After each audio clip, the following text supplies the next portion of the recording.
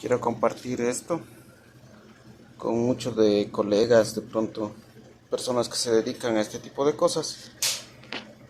Yo he instalado un teclado universal a una tarjeta de un microondas. Quiero que le vean. Este es el teclado original, ¿no? Pero muchas de las veces no se encuentra en el mercado este repuesto. Entonces yo lo que hago es buscar un teclado universal y adaptarle a la tarjeta del microondas. He buscado pulsos de esta manera y de ahí he combinado prácticamente con la tarjeta, ¿no? He instalado acá y ya me está trabajando el teclado. Quiero que lo observen. Van a ver allá, ¿no?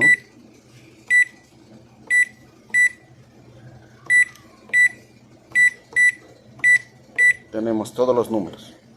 Igual aquí puesto con esta C para cancelar, ¿no? O borrar.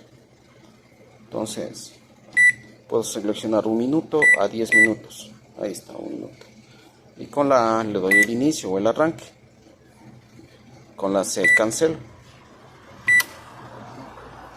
Y estaría listo la tarjeta para ser instalado en el microondas. Pues de pronto algún colega, algo que le sirva. He hecho así de esta manera. Trabajo sencillo. Más lo que se ve, lo más fuerte sería cortar esto e instalar aquí. De lo demás es cuestión de habilidad.